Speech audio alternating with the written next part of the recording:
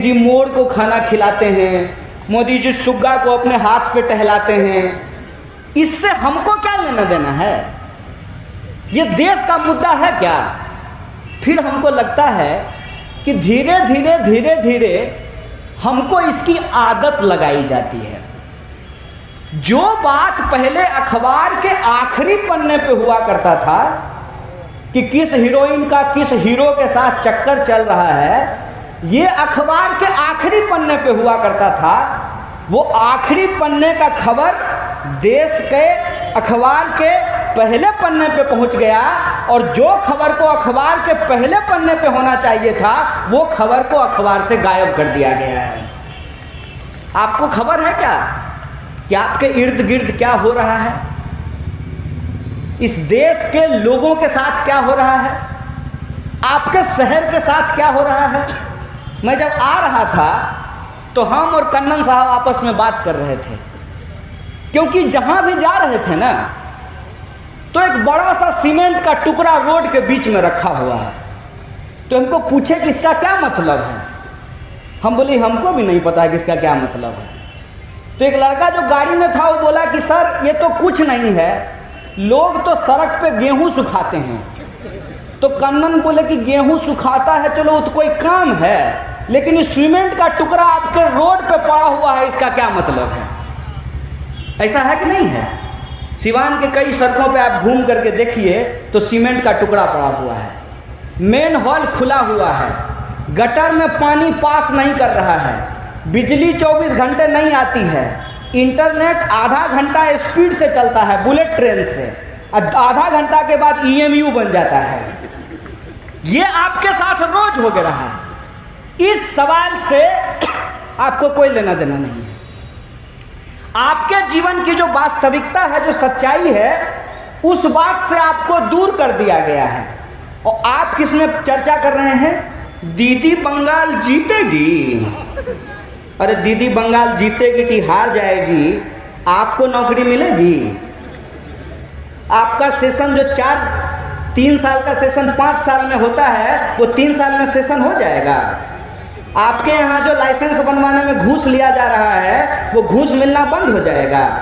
आपके यहाँ के लोग जो घर परिवार छोड़ करके दूसरे देश में जा करके काम करते हैं, ये माइग्रेशन रुक जाएगा।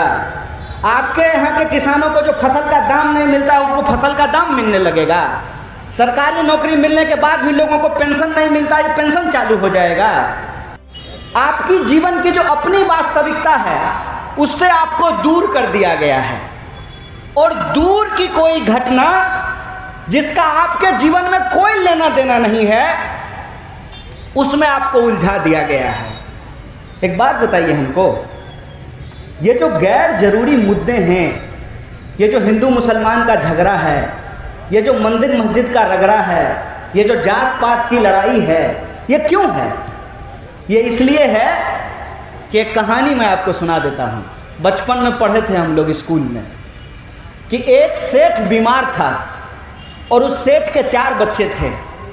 चारों बच्चे आपस में लड़ते रहते थे। सेठ को इस बात की चिंता थी कि मेरे मरने के बाद ये चारों भाई आपस में लड़ेंगे और सारा संपत्ति जो हमने मेहनत से कमाया है उसको ये बर्बाद कर देंगे। वो सेठ बेड पे पड़ा हुआ था और एक दिन अपने चारों बच्चों को बुलाया और चारों को 4 लकड़ियों का एक गट्ठर दिया, बारी बारी से कहा तोड़ करके दिखाओ। कोई भाई उसको तोड़ नहीं पाया। फिर उस लकड़ी को एक एक करके दिया, सबने उसको तोड़ दिया। वह यह समझाने की कोशिश कर रहा था कि इस देश के जो आम लोग हैं, बोलिए समाज में ज़्यादा गरीब लोग हैं कि अमीर लोग हैं? बॉर्डर पर गरीब का बच्चा मरता है कि मंत्री जी का बच्चा मरता है? किसान खेत में जो आप आत्महत्या कर रहे हैं वो गरीब हैं कि अमीर हैं? और सरकार को वोट देने वाला लोग गरीब है कि अमीर है? तो ऐसा कैसे हो रहा है? हम ही वोट दे रहे हैं, हम ही सरकार चुन रहे हैं और हमारे साथ ही सारी समस्या हो रही है। कभी तो आपके मन में ये विचार आना चाहिए ना कि भाई हमको सरकारी नौकरी नहीं मिल रही है, सरकारी नौकरी अगर मिल भी जाए तो हमको पेंशन नहीं मिलेगा, और जिस एमएलए को आप वोट देते हैं ना, अगर वो एक बार एमएलए बन गया है तो उनको जीवन भर पेंशन मिलेगा।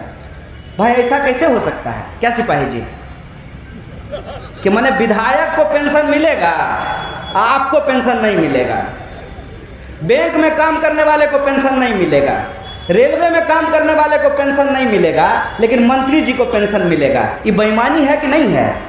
है ना? अरे बोलिए, डरते क्या हैं? वेतन थोड़ी बंद कर देगा सरकार। ये बेईमानी है ना हो, तो बेईमान को बेईमान कहना गलत बात है। बेईमान को बेईमान कहना पड़ेगा ना। अब बेईमान को बेईमान कहते हैं तो कहते हैं कि आप देश की आलोचना करते हैं। चुप लुच्चा, तुम देश कब से हो गया जी? देश हम हैं। देश में रहने वाले जो 135 करोड़ लोग हैं, उनसे देश बनता है, और उनके हक और अधिकार की बात करना ही देश की बात होती है। मन की बात, अपने मन की बात, हमारे काम की बात कब होगी? इस देश के आम आवाम की बात कब होगी? इस देश में जो शिक्षा की हालात पैदा की गई है, उस पर सवाल कब खड़ा किया जाएगा? कोई ये सवाल क्यों नहीं पूछता है कि जब राष्ट्रपति जी का वोट एक और जूता सिलने वाला का वोट एक, फॉर्चूनर पे चलने वाला का वोट एक, हेलीकॉप्टर पर उड़ने वाला का वोट एक, और एवन साइकिल पर घूमने वाला का वोट एक, जब इस देश के संविधान ने हमको बराबरी का अधिकार दिया है, तो ये बात हम क्यों नहीं बोलेंगे कि राष्ट्रपति हो या चपरासी की संतान, सबको शिक्षा एक समान? ये बात हम क्यों नहीं बोलेंगे? ये बात हम क्यों नहीं बोलेंगे कि अगर देश को मजबूत बनाना है तो देश के नागरिकों को मजबूत बनाना पड़ेगा। और देश के नागरिक कैसे मजबूत होते हैं? देश के नागरिक जिम जाने से खाली मजबूत होंगे? 21वीं सदी में हम लोग रहते हैं। 21वीं सदी को कहते हैं कि ये तकनीकी युग है, ये सूचना क्रांति का युग है। इस सूचना क्रांति के युग में शरीर से सिर्फ ताकत नहीं होता है। 56 इंच आपका है कि नहीं है, हम इंची टेप लेकर के नापने के लिए नहीं गए हैं, लेकिन आपका ऊपर का महल खाली है, ये बात हम जरूर समझ गए हैं।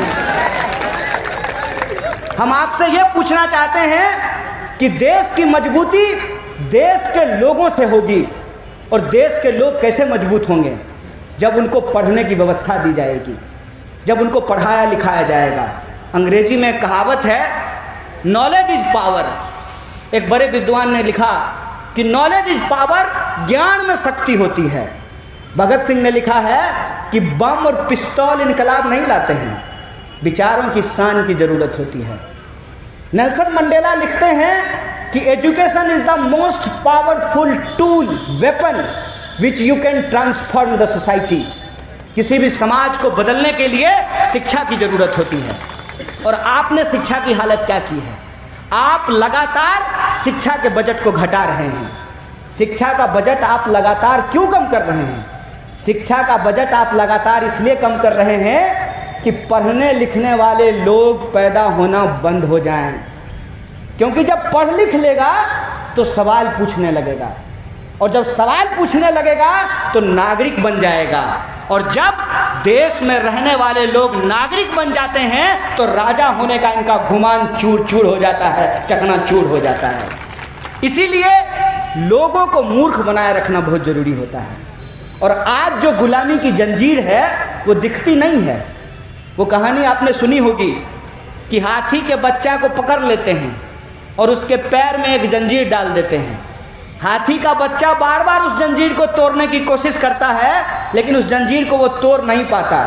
धीरे धीरे उसके दिमाग में यह बात बैठ जाती है कि वो जंजीर वो तोड़ नहीं सकता।